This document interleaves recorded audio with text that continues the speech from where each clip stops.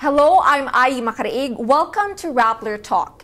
In just a few days, the Philippines will host 20 world leaders and over 7,000 delegates for the Asia-Pacific Economic Cooperation, or APEC Economic Leaders Meeting and related events. What does it take to prepare for a global gathering of this scale and to secure 21 heads of state? Today, we talk to Ambassador Marciano Painor Jr. He is the Director General of the APEC National Organizing Council. Hello, Ambassador Painor. Good afternoon. Good so day to you. a busy week for you, just a week to go thereabout. So 21 heads of state under one roof. What kind of preparations does that event entail? Kind of preparation, 3 years of thorough preparation. But just to, if I may, there are 19 heads of state and 2 economic leaders. Okay. Because Chinese Taipei and Hong Kong, China are technically not heads of state. So this is that's why we call them leaders. Economic leaders, yes. Just so everybody gets to be on the same footing. Okay. But going back to your question of preparation, this is all of 3 years in preparation, and when we started our hosting in December, December 8 to be precise, we prepared for 25 meetings. This ballooned to now, its current number is 44. And these are not one meeting per se, but a cluster of meetings. So the 44 are clusters of meetings. So when we prepare, you prepare first everything, hotels, airport arrivals, transportation, venue for the meetings, spouses program, cultural presentation, the works, because we need to portray or to show the Philippines as host, and it was agreed that we show the Filipino as a young, vibrant, intelligent, innovative, and hospitable people. Young because 50% of our population are 25 and below. So that's a young population. Yes, very young, very vibrant. Yes. Okay, walk us through the coming days. So there are simultaneous meetings, it's like one after the other as well. What would be the key highlights that people should watch out for? Okay, the key highlight of this economic leaders meeting is when the leaders meet, because that's when they discuss what's called the Leaders' Declaration. The Leaders' Declaration is a summation of everything that has transpired in the 43 other meetings prior meetings. Yes.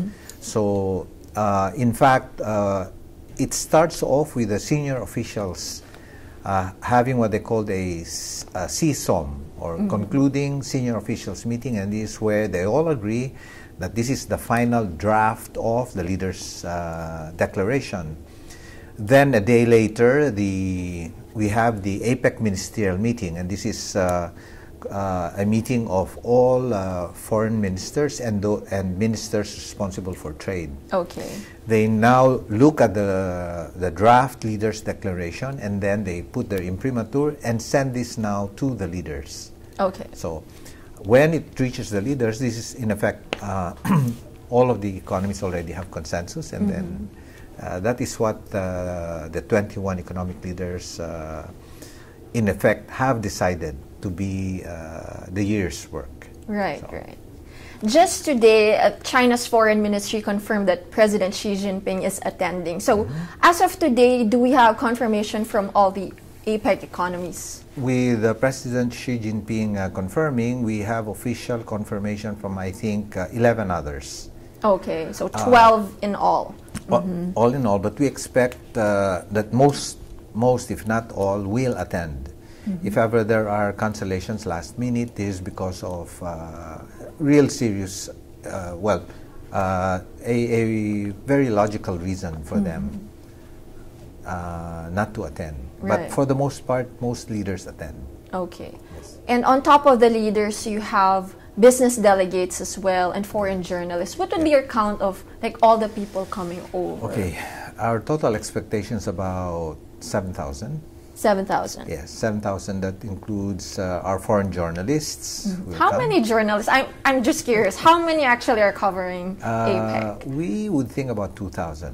Wow, that's Yes. just journalists. Yes. Okay. That's just the journalists, and the other delegates and those assisting their leaders and ministers, altogether 5,000 of them for the 21 economies. But by the way, we have a guest country, Colombia, which will attend the Pacific Dialogue. Pacific Dialogue composed of Chile, Peru, Colombia, and Mexico. Latin American The Latin countries. American members of APEC, and then having a dialogue with all the other members. So that's an innovation in a sense for this hosting. Oh, it's not usually done in prior APEC meetings. No. Okay. It's first time. So this is actually historic for the Philippines. This is our first hosting in nearly 20 years. So looking back, APEC 1996, what do you think are lessons that are applicable today? Lessons then and now, there's no substitute for preparation. If you have prepared for the event well enough, then the likelihood of something falling along the way is less. Okay. And therefore, if that's the case, then it bodes well for proper hosting. We as a people have one thing going for us, and that's the fact that we are naturally hospitable. Yes. So hosting is second nature to us, and therefore we don't even have to think about it. Okay. The problem sometimes is we have to kind of temper it, because sometimes we can be suffocating Really? in our hospitality. Yeah. Right? Oh, do you need this? Oh, you might need this. And some people just need to be left alone. Right. Give them space. So this is a challenge. These are some of the lessons we've learned from way back when. But the one main big difference really is are the security issues. Okay. Security issues now are far more intense, if not serious. So these are the things that we need to prepare for. And perhaps I would hazard a guess as 2/3 of our efforts are on that. On security? Yes. Okay. Yes. Since you mentioned that, prior to on this interview, you've said that security preparations, it's about just a tenth compared to the Pope's visit in January. Like, how different is it now? You have 20 other leaders coming over. What kind of security preparations does that involve? Yes. The basic requirements are the same. Okay. Because the Pope's the head of state. Here we have 21 leaders, but 19 heads of state, heads of government. So security preparations are the same for everyone. Okay. I said that the Pope's preparations are a tenth of this, because of 21, it's not a 20th. Okay. It's about a tenth. Because of the number of people. Yes. That's one. And two, because we have leaders who, in their own, I don't know if it's correct to say in their own right, or because they are really high profile, high security risks, they bring this everywhere they go. I said that earlier. So when they come here, and there are 5 of them, 6 of them, then the challenge is so much greater. The difference being that when the Pope came here, the challenge was, how do you prevent the enthusiastic people from coming near or moving forward? And I think we succeeded by employing a lot of our soldiers who had to stand in the heat, in the rain, etc. They didn't leave their post, because the minute they left their post, people would come in. So this time, because of the holidays, because of the fact that, again, by normal standards, APEC is not something that would interest them as much as as the Pope had, then we do not expect a lot of people along the streets. Okay. But that's the difference. But traffic Traffic is a major and serious consideration because it has security implications. We all know how the current development in the threat situation worldwide has escalated, and things that we cannot discuss in public, but we all know yes. that the threat now is 10 times greater than it was in 1996. So there goes the challenge, and that's why I said 2/3 of our efforts now are on security. So how then do we address that? Like, what agencies are involved in this effort? Is it AFPP and PPSG? Like, how do we prepare for it security-wise, since that seems to be the main challenge? The Security Committee, would you believe, has about 21 members, if I remember correctly. And these include, of course, DND, the DILG, so there's chair, co-chair. Then you have the other agencies like Immigration, Customs, DSWD, Department of Health, Bureau of Fire Department, NDRIMC, and I don't know how many others that need to be there, including our intelligence agencies that need to be there in order to ensure that the holding of our meeting goes successfully without any untoward incident. So it's a very big challenge. Yes. And you've mentioned that, in particular, mobility would be difficult, like say getting from the hotel to here in the PICC or to the other venues. So how do you fix that? I understand that traffic again is a key component. Well, it's simple enough. I mean, one cannot over simplify it, but you experience the traffic on a daily basis, right? The time of our leaders is very, very important. Therefore, they cannot be, they should not be affected by the traffic. So how do you mitigate that? The only way to do that is that there are no other cars on the road. Because one, it does, it affects the speed at which your delegations travel, one. But two, and more importantly, it has security implications. Right. If there are other vehicles on the road, then it poses a security threat. And some of our economies are here. It's part of their requirement that when their leader is moving, there should be no other vehicles moving. Oh, okay. So, for example, you're in EDSA, and one world leader is passing by, so everyone has to stop.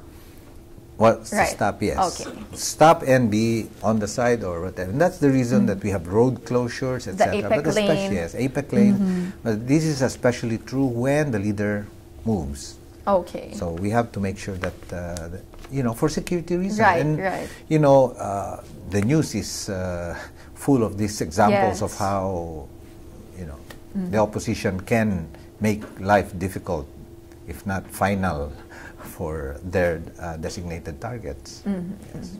Let's go to the budget. Like recently, the DBM said they allocated 9.8 billion for APEC preparation. So where does the money go? Okay, most of this is again, like I mentioned, security.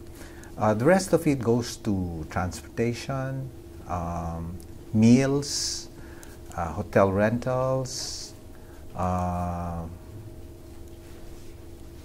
uniforms of our people, the various different expenditures that normally go into hosting a multilateral meeting such as this. For the entire year? For the entire year. Okay. Yes, for the entire year. We're spending so much, etc. But that money goes back into our economy, right? It actually pumps the economy. So, that for us, we have to look at it from a positive point of view. Right. We have to spend money to be a member of an organization such as this because we have to host in turn. But what I can assure you of is we have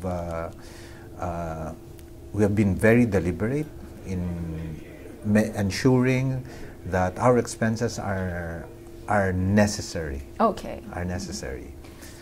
So, and we do not spend for things that are not needed in hosting multilateral meetings such as this. And you've actually mentioned that China spent more just on the leaders meeting alone than for the entire Philippine year. Yes, I said one economy had spent, yes. Okay. Because, well, they are entitled to it. Right. They have the means. They have the means, They yes. have the means, so why not? Why begrudge them that? No? But all I'm saying is that I'm making a comparison so that you know, or so that everybody knows, that to each his own way of hosting. Okay, okay. So it is in that context, and so I always say that you know, if they spent that much and didn't have that kind of money, then that's another story. That's another issue, yes, right? but we have spent X amount, and for the whole year, I think it's a fairly decent Okay. amount. Yes. You say to each his or her own hosting. We have the APEC every year, you know, it rotates among the member economies. What makes the Philippine hosting different? Like, what would be unique about it? In fact, that was one of our difficulties, especially coming after China. Yes. Because China's hosting has really been a statement of its infrastructure, you know, it's hospitality as well, and so on. But for the Philippines, because we have the facility of language, we are able to interact more directly and intimately with our delegates. It goes a long way. The Chinese, because they don't speak English, and because English, for the most part, is the medium of communication or conference in conference in APEC. So most of our delegates speak English. So if you go to an English speaking country, it's so much more comfortable for them because they're able to communicate. That's one. But two, our people are by nature hospitable. So we don't have to exert much effort in that department. Okay. So not, in a sense, it's our nature, naturaleza natin. No? So that, I think, distinguishes us from the rest. Okay. Because we smile easily. We want to ensure that our guests are comfortable, and so on and so forth. And that is where I might segue into asking, or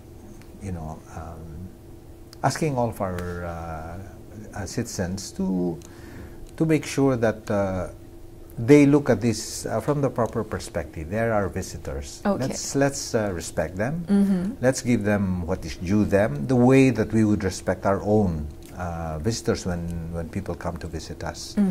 So let's put aside all of these other issues that we have bilateral. Not that I'm saying that we don't talk about it. We should. Okay. And we must. But there's always a proper forum for that.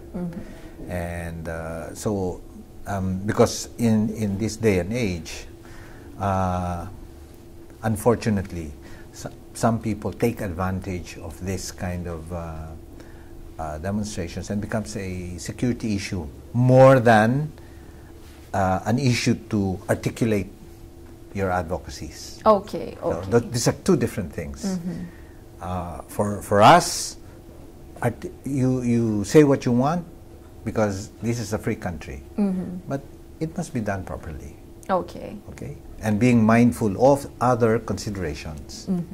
So Since you talk about how the public responds to it, a lot of the discussion prior to the meeting and the media coverage has focused on the inconvenience, and some people argue that to cancel flights or to cancel work, that would be ironic, or it would show, it would indicate that the Philippine economy is still dealing with infrastructure problems, so things like that. How would you respond to that? First of all, isn't it true we do have infrastructure issues? Yes. It is true. It is true. So how much more, I mean, we can't show it any better than now, correct? Why is it that we have to cancel flights? Because we only have one runway. And if you increase the number of flights that have security considerations, meaning when they're flying, nobody else should be flying, then by necessity you have to cancel flights. Okay. So they have to understand that this is not just plain and simple inconveniencing them, or a deliberate way to inconvenience them, as in fact, this is farthest from the truth. But what we need to do is to accept that this is what we are given. We work around that, and we try as much as possible not to inconvenience the public, but we have to accept that people will be inconvenienced now. But what is in it for us? Yes.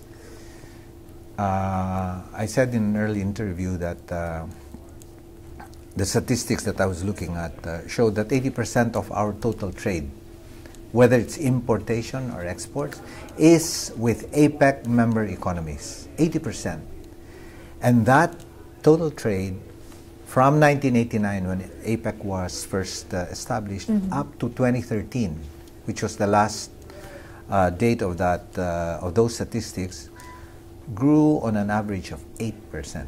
If you have a group which the aggregate economy is increasing at 8% every year, I'm no economist, but I think that I should be convinced that it should be good for us. Okay.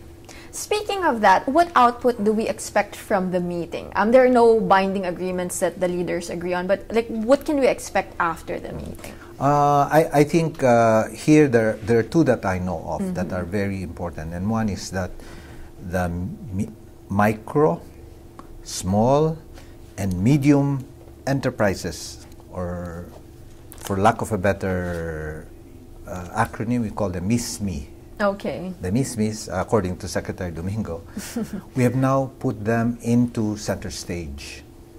Why? 90% of Philippine manufacturing is MISME. So stands to reason that we put them as part of the total agenda of APEC. The second is our finance agenda, which has been consolidated into what they call the Cebu Action Plan. And this is how do we further reduce tariffs, how do we make economic interaction amongst the 21 member economies easier. So the specifics of that, perhaps our substantives office under our SOM chair, Yusek Del Rosario, can elucidate on the various different things that they have. But for me, top of mind, those two are very important and definitely will trickle down to to everyone. As part of the inclusive growth focus of the Philippines. Focus of inclusive growth, one, and pushing for sustainable societies. Okay. Yes. I wanted to ask you, usually in these global meetings, the host usually presents like a cultural, aside from, the economic part. What does how will the Philippines present its culture to the guests? Okay. I can only speak of the presentations we have had from meeting 1 to meeting 437. Okay. Because that's already finished.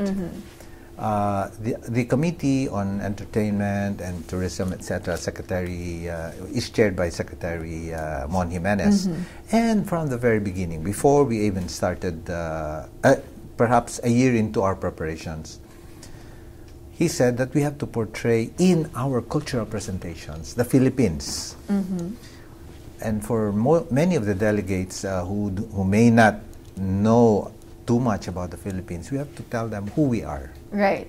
Okay. And that's where, yes, and that's where he said, we are a young, intelligent, vibrant, innovative, and hospitable people. Okay. So that, in effect, was what they did from that first meeting all the way down to meeting number 37. And the idea was that and because part of our hosting is we bring the meetings to the various different areas in the Philippines, Boracay, Cebu, Bacolod, Iloilo. We went to Tagaytay, we went to Bagak, and then we went also to Clark. And we would have gone to Legazpi, but unfortunately Typhoon Hagupit. The typhoon affected us, and that was when we had to transfer to Manila post-haste. So for that alone, you've already spent there, you had to double the expense here. And we had to do redundancies, and that's why you had such a huge budget like that. But anyway, going back to the point, all 2/3, if not 4/5 of the performers were locals, meaning from the area. And I've seen almost all of it. Well, yes, I've seen all of it. And my goodness, really, I mean, we are all subjective, of course, but I think Secretary Jimenez is right. We have young, innovative, intelligent, vibrant people. And very hospitable to boot. Right. So for me, that's what stuck in my mind, because really, and no tiniklings, Really? No, none of the traditional. It's more modern. Well, modern, yes, but there's also part of historical. In Cebu, we did the Sinulog because, my goodness, but it was very, very well presented. Yeah. So for the leaders, it's secret. You won't give us a preview. No, unfortunately, yes, we would like, all right. We don't want to let the cat out of the bag too soon. But I understand that there's the traditional family photo, and they're wearing the piña barong, right? So how does that go? Well, before the leaders are ushered into the dining area, they come one after the other first, because they cannot come all together. No? They have to be coming one and be greeted properly. So President will be there, we'll greet them, they have a photo, they go have their cocktails. When everyone is in, then the President invites them to the photo place, where they have the so-called family photo with spouses. Wearing the barongs that the President has gifted them. Okay. So because this is the traditional way. So then they have their pictures. Then they go and have the dinner. After the dinner, they have the cultural presentation. Then time to go. That's when the secret will be out of the bag. Yes. Okay. Yes. Okay. Finally, I just wanted to ask you, you've been a diplomat and you've organized APEC for about a year now. What do you think it reflects about where the Philippine economy is and our standing as well in the international community?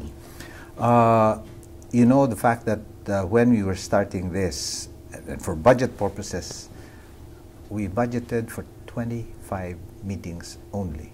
Okay. It ballooned to 44. And why? My understanding is that some of the other smaller meetings said, oh, maybe we can hold the meeting here already, because instead of next year, we need to discuss this, etc., etc. Yeah, right. They just wanted to hold it here because it's, they're having a good time here. Okay. Well, that's one way of looking at it. Okay. But really, for me, it is important to note that our guests recognize that despite our relatively meager resources, we are able to host them properly. And for me, I think we have shown that without exception, in all of the meetings that we had hosted. No? So there, I think that they feel that we are serious when it comes to the hosting. Okay. But we are equally serious when it comes to the subject matter or the agenda of the meetings. Right, right. Yes. Of course, it can't be helped that in certain places they finish the agenda sooner so that they can go out and have fun. Boracay, I guess. That's Boracay, yes. Okay. Yes. And so, but by the same token, I must say that that's one of the most difficult hostings. Boracay. From our point of view, from a logistical and operational point of view. Okay. It's an island. It's supposed to be for having fun, not for serious conferences. But we were able to do it. So I guess that speaks well about us as a people. Okay. Work and play at the same Work time. and serious at work, serious at play. Okay. Thank you so much, Ambassador Painor. Thank you. Thank you for joining us. Please stay tuned to Rappler's coverage of the APEC Summit. I'm Ai Macaraig, and this is Rappler Talk.